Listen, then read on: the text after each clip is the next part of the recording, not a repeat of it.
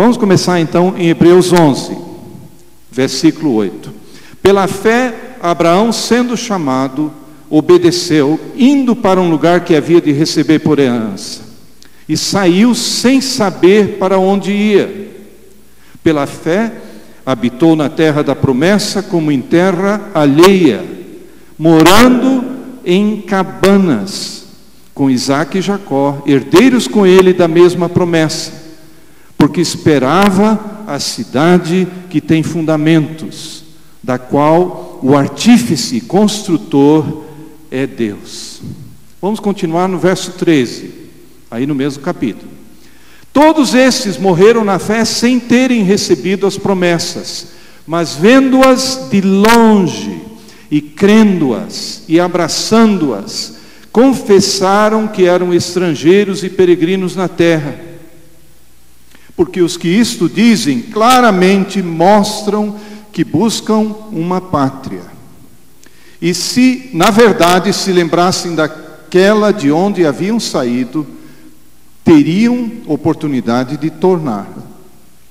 Mas agora desejam uma melhor, isto é, a celestial.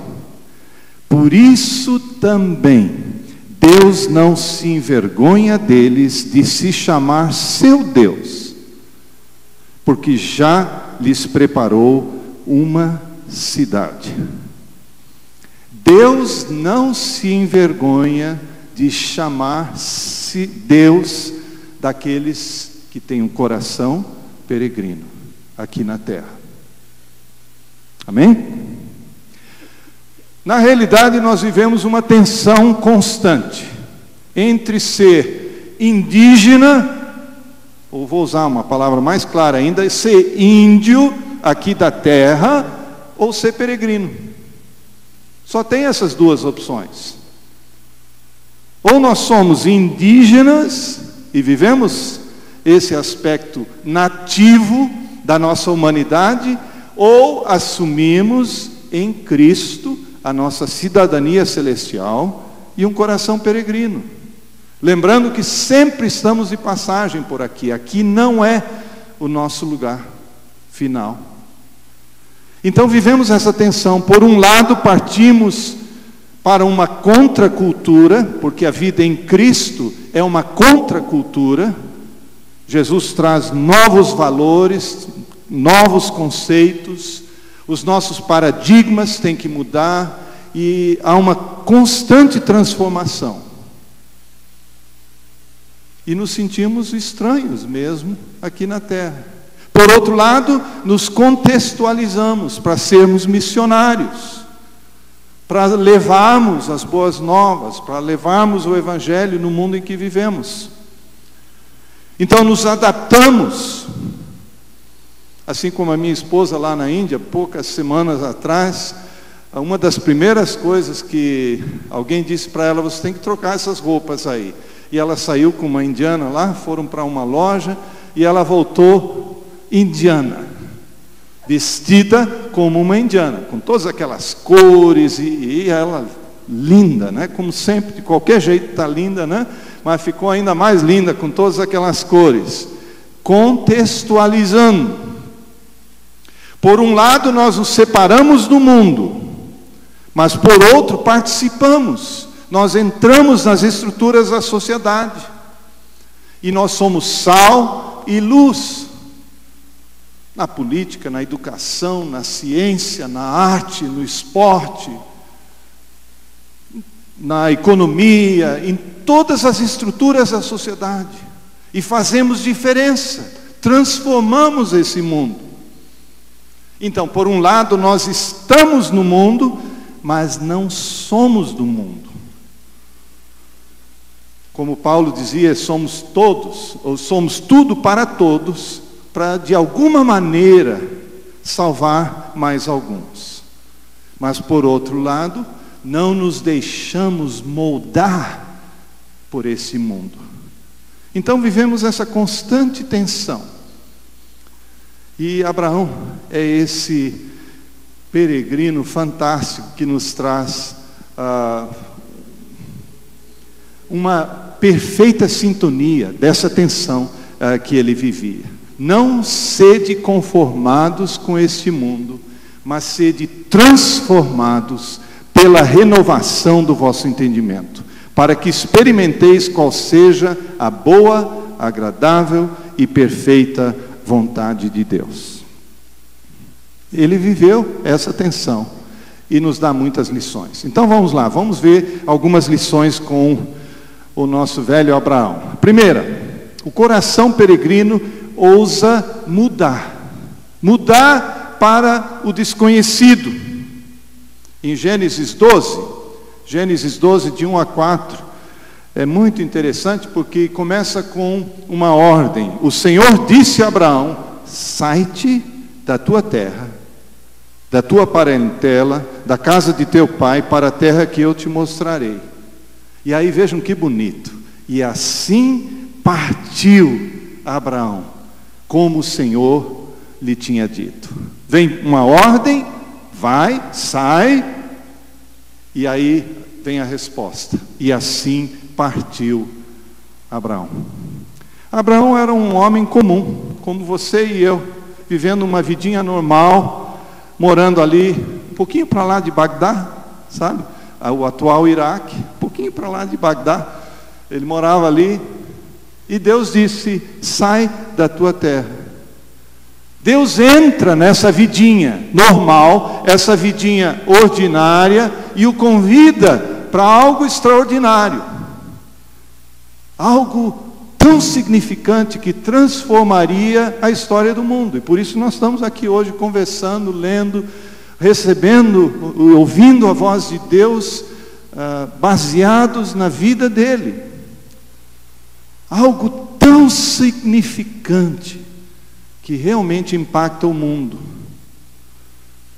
Deus diz: olha, eu vou pegar essa vida tua aí, normal, num certo sentido infrutífera, insignificante, e vou multiplicá-la de uma forma tão extraordinária que você não consegue nem imaginar.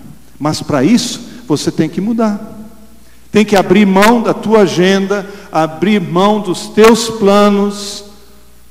E você não vai fazer a revolução. Eu vou fazer. A revolução vai te fazer. Eu vou te levar e vou te usar. Por natureza, todos nós buscamos o que se chama uma zona de conforto. Ali a gente se sente tranquilo, se sente seguro. E às vezes eu fico pensando na minha esposa e as 18 mudanças que nós já fizemos em 32 anos. Porque ela é uma pessoa fantástica. Ela é peregrina também, coração peregrino. Mas ela sempre fala, quando pode, com aquele jeitinho amável: eu amo raízes, criar raízes. Eu me sinto segura. E aí Deus manda a gente lá para o outro lado do mundo, como já fez tantas vezes. E a gente vai. Mas a questão aqui, gente, não é só partir geograficamente. Às vezes a coisa mais difícil é mudar a nossa visão, mudar os nossos paradigmas, mudar a nossa maneira de pensar. Isso é mais difícil do que uma mudança geográfica, uma mudança de endereço. E tem que acontecer. Lá nos anos 80, Deus nos levou para o Rio de Janeiro, e eu participei de alguns movimentos para tirar pessoas da favela, literalmente. A nossa igreja estava ali no oeste carioca, uma região dura, sofrida, difícil. E a gente via tentativas de muitas maneiras do governo, ou mesmo da nossa igreja, tentando tirar pessoas da favela. Mas sabe qual era um grande problema? Construía-se alguns prédios, levava as pessoas. A grande luta não era tirar a pessoa da favela, era tirar a favela de dentro dele, para que ele pudesse viver uma nova experiência. Esse era o grande desafio. E a luta maior, não é, de erguer, de ajudar, de amar essas pessoas. E para todos nós é assim. Você gosta de aprender coisas novas? Eu li uma definição sobre analfabetismo muitos anos atrás que me marcou. E dizia assim: os analfabetos de hoje não são pessoas que não sabem ler e escrever. Aí eu fiquei curioso, mas eu sempre entendi que analfabeto é aquele que não sabe ler e escrever. Aí dizia: o analfabeto em nossos dias é aquele que não muda, que não aprende coisas novas. Você já ficou para trás. E aí eu tive que concordar. Eu como pastor, você como professor, ou qualquer carreira, não precisa ser computação não. Parou de aprender hoje? Amanhã você já não tem mais o que fazer, o que ensinar, porque já ficou para trás. Constante mudança. Então esse é um hábito que você não pode abrir mão. Mudar constantemente. Eu lembro que quando eu estava no seminário aqui em Curitiba e depois em Londres, nos anos 70, os professores diziam assim: você é um novo pastor, assume um pastorado, não muda nada. Não muda nada. Deixa o povo devagarzinho confiar em você. E aí devagarzinho você vai mudar alguma coisa. Me ensinaram assim. Aí eu caí na real, caí no ministério, caí e vi que não era assim, que não funcionava. Imagine você hoje numa empresa, ser líder. Não vou mudar nada. Olha, não tem chance. Eu lembro que fui chamado para alguns ministérios, o próprio Haggai, em 99, e eles disseram: nós precisamos de mudanças. Confiamos, cremos que Deus vai usar a sua vida para mudar. Está afim? Então vem, se une a nós. Então, inverteu-se essa ordem. Muda, se você mudar as coisas, nós vamos confiar em você e vamos dar mais tempo para você continuar mudando. Essa é a ordem. É preciso coragem para mudar, como a gente vê aí nesse precedente, não é, do Abraão. Abrir mão e obedecer a Deus. Eu gosto de usar os S's, 3 S's. Isso dá para se aplicar na vida da igreja, no sentido que nós somos salvos, estamos sentados na igreja e ficamos satisfeitos. Eu lembro que eu falava assim: Deus não quer crente de 3 S's, salvo, sentado, satisfeito. Deus quer crentes que participem, que se envolvam.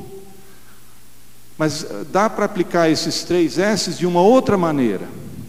Quais são as grandes lutas do ser humano? Quais são os nossos maiores anseios? O primeiro S: subsistência, não é? Você quer ter o mínimo necessário coberto na sua vida. Qual é o segundo S? Cobriu a subsistência, né? Está vivendo, está comendo, tem um teto.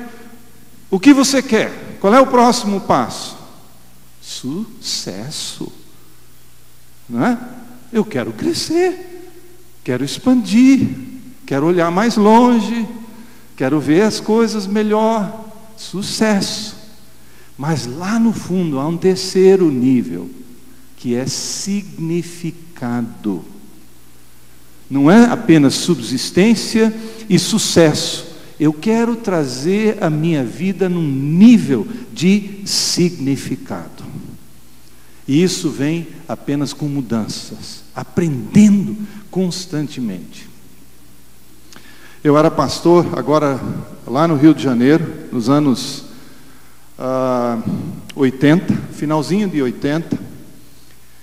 E aí eu fui convidado para uma festa. O pastor Sorém, da primeira igreja do Rio de Janeiro, estava se aposentando, depois de 50 anos de pastorado. Então teve uma festa, uma celebração, e eu fui lá. Eu era um pastor jovem ainda, de 30 e poucos anos, cheio de gás, mas assim meio cansado já.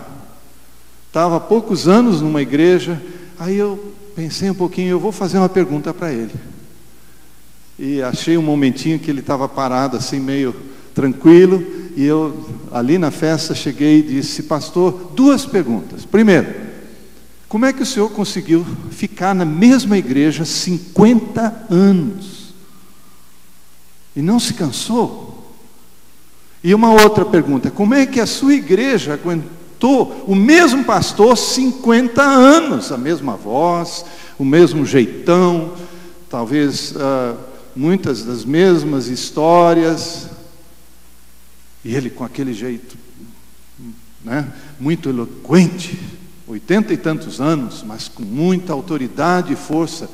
Ele disse: jovem, você está errado. Eles não tinham o mesmo pastor. Eu era um novo pastor todos os anos. Outra pergunta? E me deixou lá assim a ver navios, não é? Mas foi uma grande lição, aprendendo coisas novas. Gente, a coisa mais fantástica é que a intenção do Espírito Santo é nos mudar constantemente, é viver nesse processo de transformação, como diz a palavra de Deus, de glória em glória, até sermos mais parecidos com Jesus. E a gente vai caminhando de glória em glória, crescendo, aprendendo, sofrendo, chorando todos os dias, mas vamos mudando. Amém? A segunda lição: o coração peregrino não vive só para si. Ele não é recipiente, ele é canal.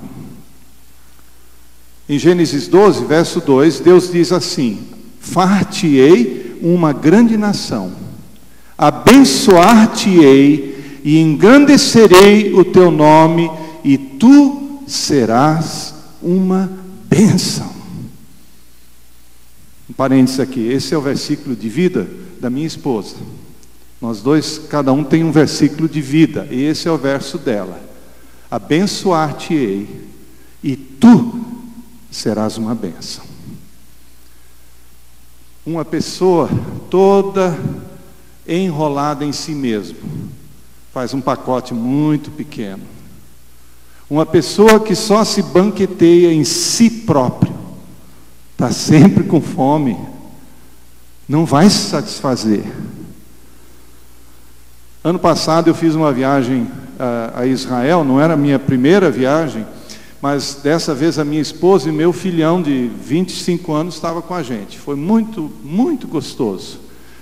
E passeamos em Jerusalém, na Galileia, mas o que o meu filho gostou mesmo foi os desertos, En-Gedi, o Mar Morto. Mar Morto. Ele ficou fascinado com o Mar Morto, porque você pode sentar na água e não afunda. Muitos já estiveram lá. Você deita de lado assim, não precisa se mexer nem nada, e não afunda. Nossa! Mar Morto.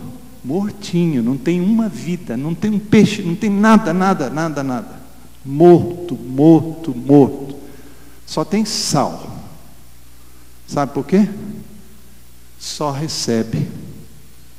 Não dá para nada. Você vai subindo, depois que sai do Mar Morto, você vê o Rio Jordão, desemboca no Mar Morto. Você tem outros riachos ali em volta, inclusive aquele riozinho que sai de uma caverna onde Davi estava escondido, né, de Saul. Corre lá para o Mar Morto. Só recebe, mas não dá. E por isso é morto. Estava num voo um tempo atrás de Boston para Atlanta, logo depois do Natal, e tinha um Papai Noel sentado do meu lado, com toda aquela roupa vermelha, e só uma questão: ele estava totalmente embriagado, falando bobagem o voo inteiro. Mas uma coisa me marcou: lá pelas tantas, ele me cutucou assim e disse: sabe, eu gosto tanto de mim, que eu podia ficar sentado no meu colo o dia inteiro. Eu achei curioso. Falei: poxa, essa aí eu tenho que escrever, porque é fascinante. Gosto tanto de mim e vou ficar sentado no meu colo o dia inteiro. Gente, a grandeza de seguir Jesus não é o meu bem-estar pessoal, o meu sucesso, é servir. uma das primeiras coisas que Jesus faz com a gente, quando nós começamos a segui-lo, quando Ele se torna o meu Salvador, o Senhor da minha vida, é me livrar dessa vida pequenininha, ensimesmada, só em torno de mim mesmo. Tudo que eu penso, toda a minha preocupação, todos as minhas dores e os meus sonhos, é eu, meu, e pronto. Esse é o meu universo. Jesus nos livra disso. Você acha que tem problemas? Você acha que a coisa está difícil? Deixa eu te levar para a Índia ou para a África, aí você talvez mude alguma coisa. Mas, gente, uma coisa interessante. Se você tem alguns problemas, comece a olhar para fora de você mesmo. Comece a ajudar alguém outro. E você vai ver como os teus problemas mudam. Na perspectiva, no tamanho, na visão. Até no mundo dos negócios. Eu tenho um amigo lá nos Estados Unidos que tem uma instituição financeira. Ele investe dinheiro dos outros e tudo, e usa muito a bolsa de valores, e a bolsa deu uma espirrada e vai tudo lá para baixo. E aí ele escreveu há uns dias atrás e disse: eu tive um desses dias bem ruins, onde eu perdi muito, e dos meus clientes também, e no começo eu fiquei apavorado, mas aí Deus disse para mim: começa a dar, hoje mesmo. Ele disse, pegou um papel, uma folha em branco e o talão de cheque, e começou a anotar algumas das missões e ministérios que ele mais admira, e começou a escrever cheques para todos esses ministérios, essas missões, e disse: eu vou olhar para fora de mim mesmo.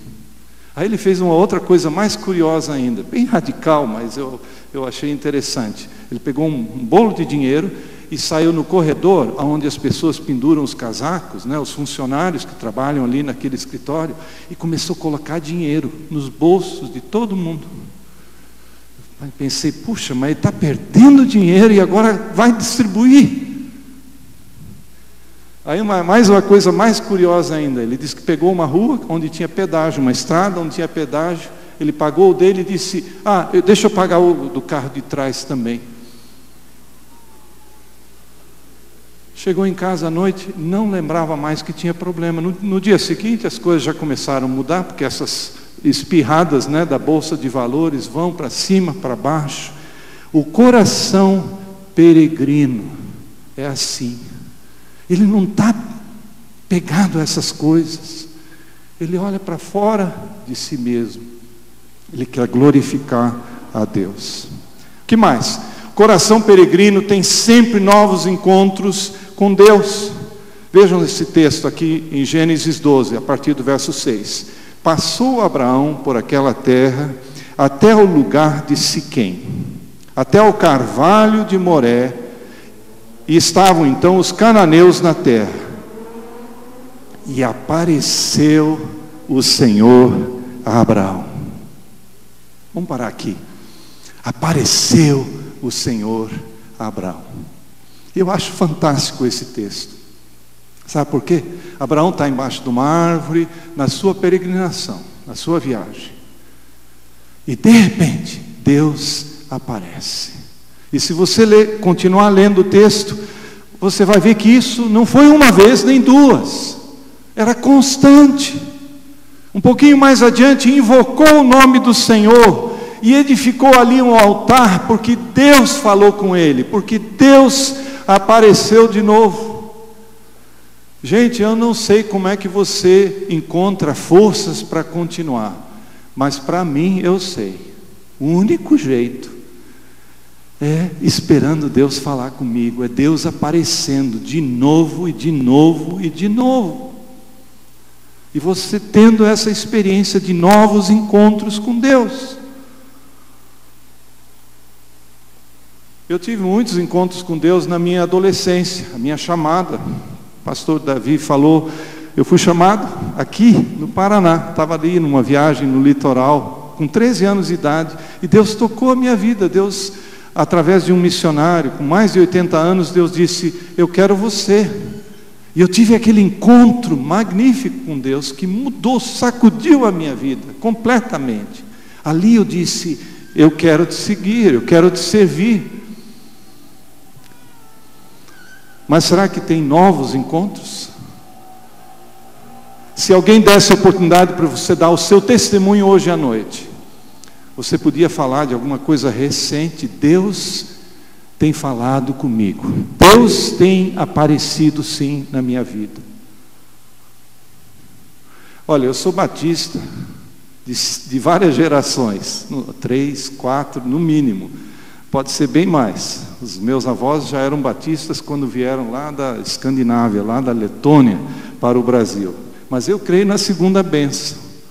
Não só a segunda, eu creio na terceira, na quarta, na quinta, na sexta bênção, significando que Deus se manifesta, Deus vem me sacudir, Deus vem falar comigo. Eu vou ter novos encontros com Deus. Eu recebi o Espírito Santo quando encontrei a Jesus, quando Ele veio morar no meu coração. Mas eu tenho novos encontros. A unção do Espírito Santo tem que se renovar na nossa vida. Peça a Deus: Senhor, aparece de novo na minha vida, por favor. Aquele grande evangelista, Moody, sempre pregava sobre a necessidade de avivamento, de sermos constantemente cheios do Espírito Santo. Aí alguém ficou meio incomodado e foi falar com ele, disse: Moody, por que você está sempre falando nesse negócio de ser cheio do Espírito, de novo? Ele olhou bem simples, disse: porque eu vazo, está vazando. Disse: se não encher de novo, graças a Deus por refills, né? Que podem encher de novo. Peça a Deus que venha encher de novo a sua vida. Amém? O coração peregrino valoriza e ama a sua família. Eu acho fascinante observar o relacionamento de Abraão, por exemplo, com Isaac. Já vamos ver um pouquinho sobre o Monte Moriá, quando ele sai com o filho lá para aquele monte. Mas é fascinante ver o relacionamento dele com o filho e também com a esposa. Tem um versículo aqui que eu acho muito interessante. Gênesis 12, capítulo 12, verso 11. E aconteceu que, chegando ele para entrar no Egito, disse a Sarai, sua mulher: ora, bem sei que és mulher formosa à vista. Eu acho tão bonito esse verso. Esse negócio de mulher bonita, eu entendo bem.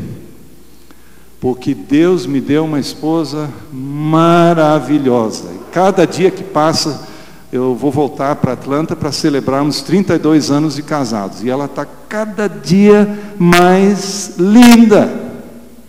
E eu falo isso para ela. Estou falando para vocês. Sabe por quê? Porque eu quero que Deus ouça isso. Eu tenho que ouvir, eu mesmo falando isso. É bom que ela ouça também. É bom que os homens ouçam. É bom que outras mulheres ouçam. E o diabo também, para não vir percar peças. Eu amo minha esposa. E falo para ela que eu a amo. Eu estava mentorando um líder. Nós nos reuníamos semanalmente para estudar um pouquinho da Bíblia, orar e conversar.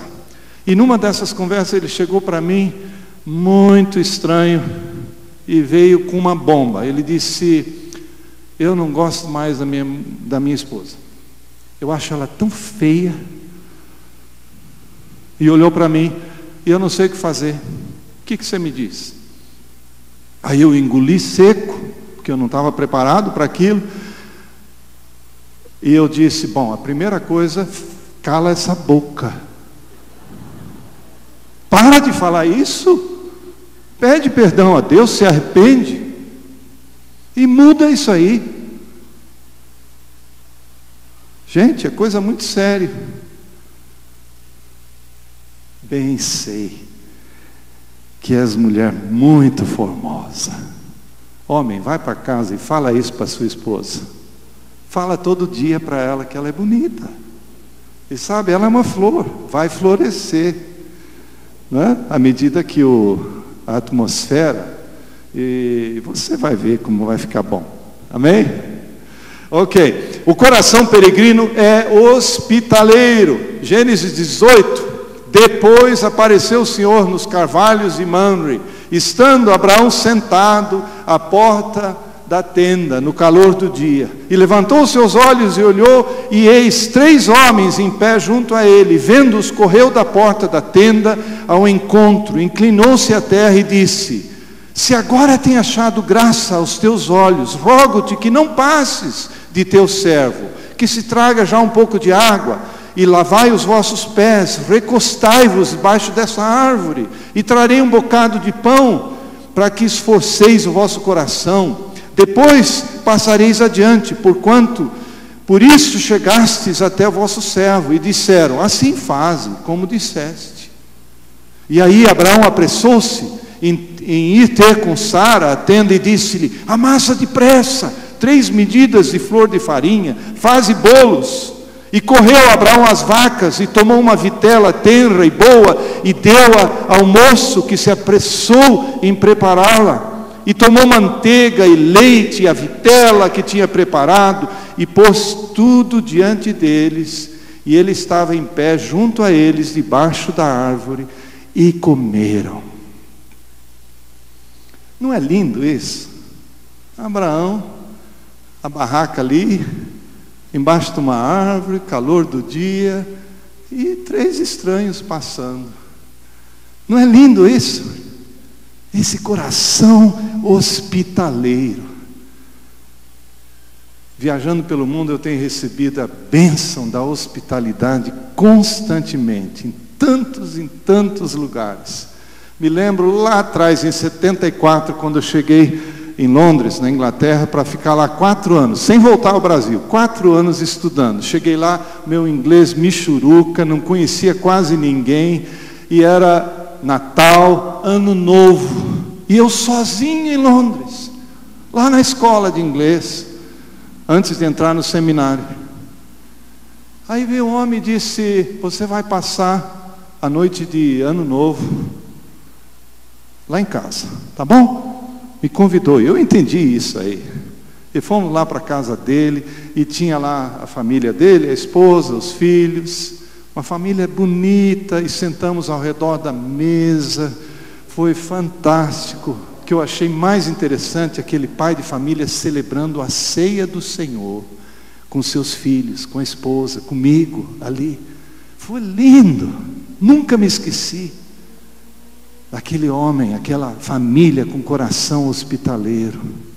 Gente, a Bíblia diz: não vos esqueçais da hospitalidade, porque por elas alguns, não sabendo, hospedaram anjos. Você tem um coração hospitaleiro?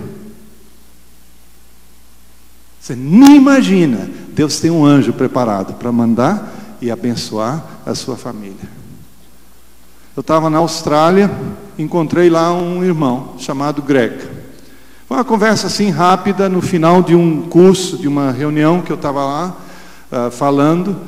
Trocamos cartões e endereço, e criou-se uma amizade ali. Só isso. Passou um tempo, ele me escreve um e-mail dizendo: vou passar aí nos Estados Unidos, vou passar em Atlanta, posso te visitar? E eu respondi logo: muito bem-vindo, claro, fique aqui na minha casa. Passou mais um tempinho, ele disse: será entre o Natal e o Ano Novo, posso passar o Natal e o Ano Novo com você? Aí eu falei com a Renate, e ela balançou um pouquinho: claro, bem-vindo, claro, disse para ele vir, sim. Aí respondi: positivo, venha, claro.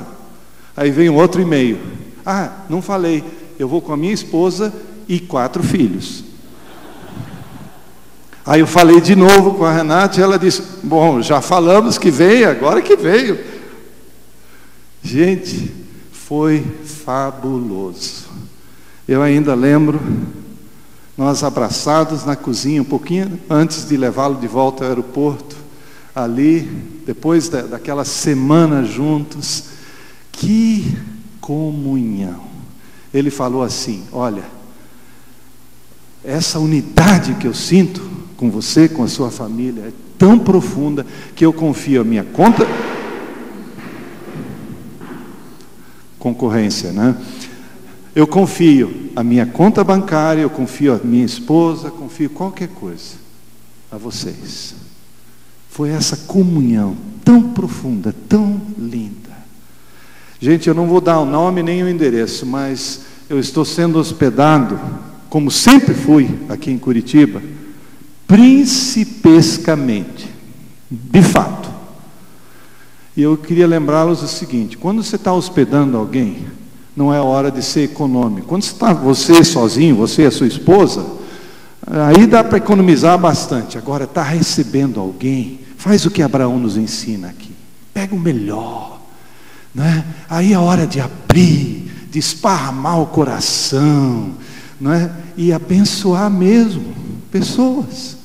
Porque isso volta, isso se multiplica e volta de forma maravilhosa para você. Amém? Quando terminar o culto, olhe para alguém, não fica só naquela rodinha, aquele pessoalzinho que você sempre conhece, que sempre conversa. Procura alguém outro, seja hospitaleiro, tenho certeza que essa igreja é hospitaleira. Vamos correndo. O coração peregrino às vezes precisa ir ao Monte Moriá. Vamos lá. No capítulo 22, verso 1. E aconteceu depois dessas coisas que provou Deus a Abraão e disse-lhe: Abraão, e ele disse: eis-me aqui. E disse: toma agora o teu filho, teu único filho, Isaque, a quem amas, e vai-te à terra de Moriá, e oferece-o ali em holocausto sobre uma das montanhas que eu te direi.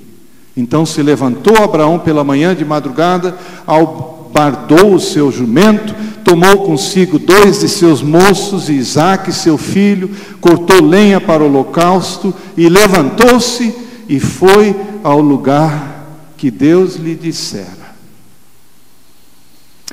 Gente, muito cedo em meu ministério eu aprendi que Deus não pode confiar num pastor que não foi quebrado. Tem que ser quebrado constantemente. E eu acho que tem alguma coisa, eu sou ruim de aprender algumas coisas. E Deus diz assim: filho, volta para o monte. Segunda época, vai fazer a classe de novo lá no Monte Moriá, porque você ainda não está preparado. E eu acho que isso se aplica a qualquer crente, qualquer discípulo de Jesus. Ele não pode confiar se você não foi quebrado e não aprendeu essas lições. Nós vamos ficando mais parecidos com Jesus à medida que passamos por esse Monte Moriá. Essas experiências duras e tristes. Porque para nós, como crentes, tomar a cruz e seguir Jesus não é um sacrifício, mas é um privilégio. Eu tenho alguns heróis na fé, alguns missionários, algumas pessoas que eu admiro e que aprendo constantemente. Um dos meus heróis, Sadhu Sundar Singh, ele escreveu assim: para mim, seguir Jesus e carregar a sua cruz é tão maravilhoso que se eu chegar no céu e não tiver cruz para carregar, eu vou pedir ao Senhor para me mandar para algum lugar como missionário, até no inferno, se for, desde que Ele me deixe carregar a cruz.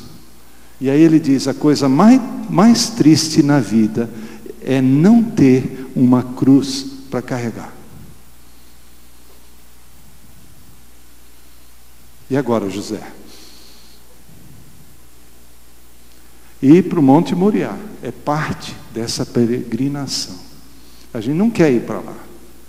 Nossa família passou por essa experiência agora, vendo um irmão de 45 anos partindo, deixando 4 filhinhos, uma esposa jovem, viúva. É duro, é um Moriá, mas a gente passa por ali e vai ficando mais parecido com Jesus. Vocês conhecem o Dr. Shedd, né? Claro, quem não conhece. Eu dava aula lá na faculdade de São Paulo, junto com o Dr. Shedd, Novo Testamento. E era fantástico. Ele ia numa sala, eu ia noutra, e eu aprendia com ele, mesmo sem estar na mesma sala. A gente conversava. E um dia no corredor, indo juntos para as classes, ele parou, olhou para mim e disse: sabe por quê? Aquela humildade, aquele jeito maravilhoso do Dr. Shedd. Ele disse: sabe por quê que Deus não pode me usar mais?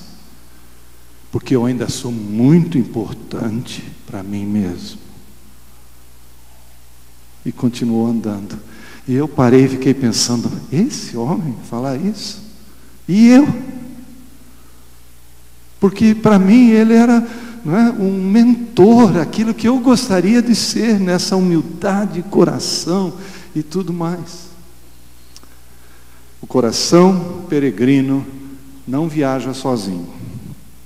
Mais um, já estamos terminando. Melquisedeque, no capítulo 14 agora, verso 18. Melquisedeque, rei de Salém, trouxe pão e vinho, e era esse sacerdote do Deus Altíssimo.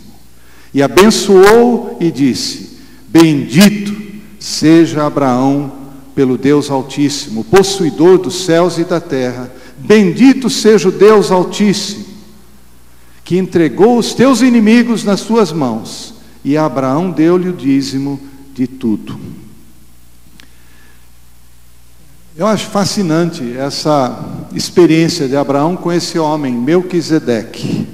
Um mentor, um referencial. E aqui nós somos lembrados que nós não podemos viajar sozinhos.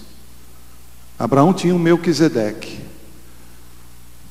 Timóteo tinha um Paulo. Eu tenho e tive durante a minha vida muitas pessoas maravilhosas que me ensinaram. E eu quero te encorajar hoje à noite. Peça a Deus um Melquisedeque na sua vida. Eu sei que você tem aqui nessa igreja.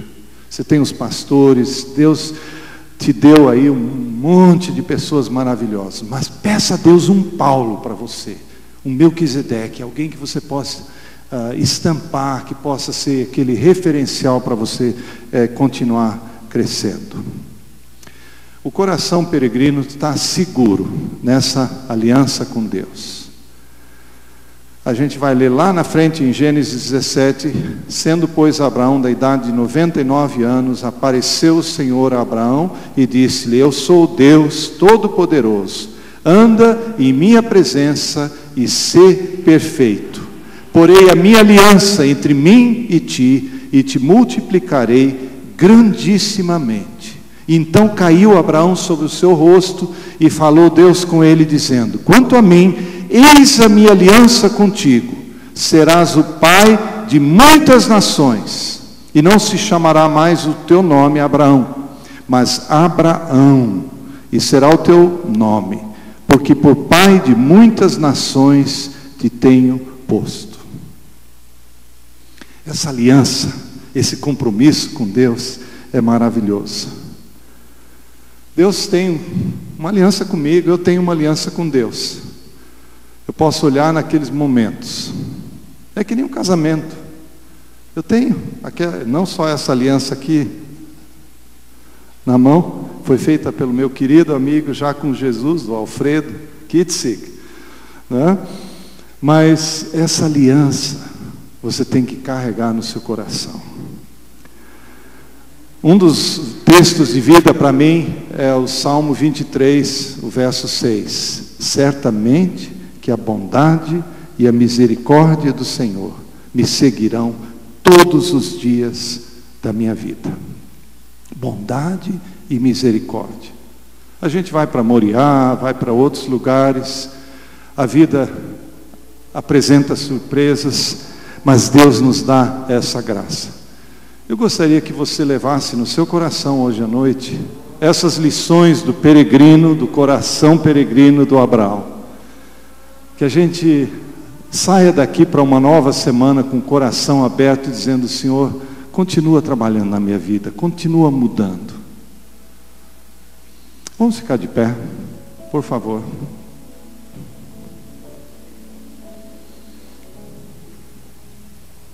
queria te lembrar que quando você almeja uma saúde melhor,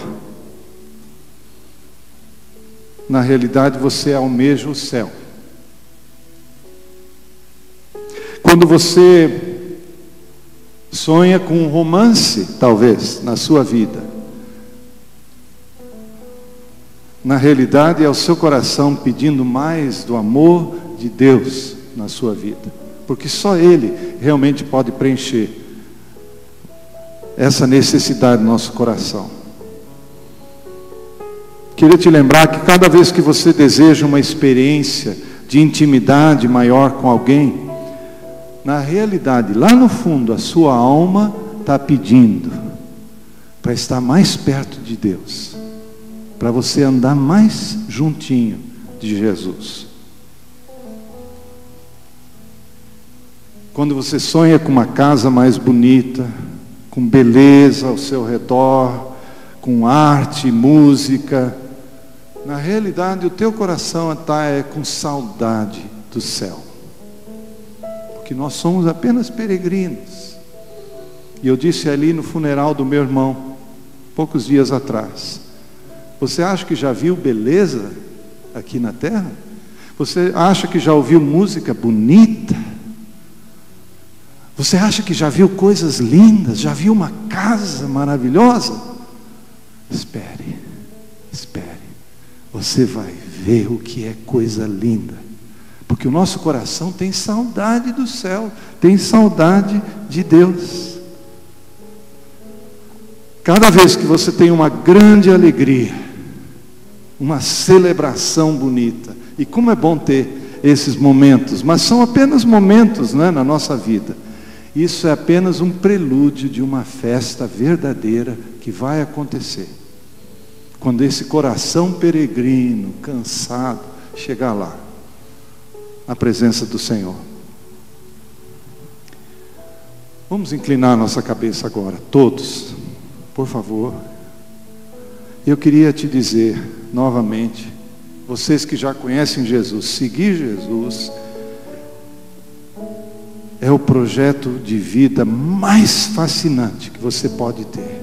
Então pega isso para valer e diz hoje à noite novamente: Jesus, eu quero te seguir radicalmente, eu quero te seguir de verdade.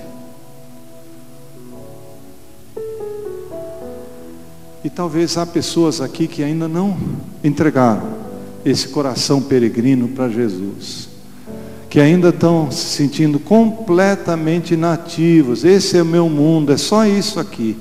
Eu queria lembrá-lo que Jesus está aí, te convidando, te esperando, e você nunca ficará totalmente satisfeito com nada menos, com ninguém menos do que Jesus. Abra agora o seu coração e diga: Jesus, estou aqui, eu me esparramo na tua presença, eu estou procurando felicidade, sempre quis, e agora eu sei que eu só posso encontrar em ti. Cada pessoa aqui nesse templo procura a felicidade. A grande questão é essa: aonde você está procurando essa felicidade? Será que está procurando no lugar certo, na pessoa certa? Você só vai encontrá-la quando encontrar uma pessoa, o Filho de Deus, Jesus, e Ele tomar conta do seu coração e da sua vida. Se hoje à noite você entrega a sua vida a Jesus, faça um sinal aí no seu lugar, levante a sua mão, por favor. Obrigado, amém, Deus te abençoe, amém, amém, amém. Continue levantando, amém, amém, amém, lá atrás, amém. Lembre, só vai encontrá-la, a felicidade, quando encontrar uma pessoa, Jesus. E somente um lugar, o céu, porque nós somos peregrinos. Senhor, obrigado pela tua palavra, obrigado por esse exemplo de vida, de coração peregrino, Abraão. Obrigado por essas lições tão preciosas. E agora, quando nós saímos, Senhor, para sermos homens e mulheres, pais, filhos, maridos, homens e mulheres que trabalham, que enfrentam a vida, leva-nos, Senhor, nas Tuas mãos. Confirma, Senhor, a Tua palavra. Cada dia, cada momento, continua falando, continua aparecendo, continua transformando, Senhor, a nossa vida. Nós pedimos por mudanças, continua mudando, Senhor. Aquilo que eu preciso mudar, aquilo que cada um aqui precisa mudar. Ó Deus, Espírito Santo, obrigado porque o Senhor é o professor, aquele que ensina, e aquele que também nos dá o poder, que nos dá a autoridade, que nos dá a força para mudar, onde nós não conseguimos mudar. E leva-nos, Senhor, nessa graça, para continuarmos como peregrinos, lembrando que nós nunca vamos encontrar a verdadeira alegria em nenhuma outra pessoa, em nenhum outro lugar, senão em Jesus. E é no nome dele que nós te pedimos. Amém.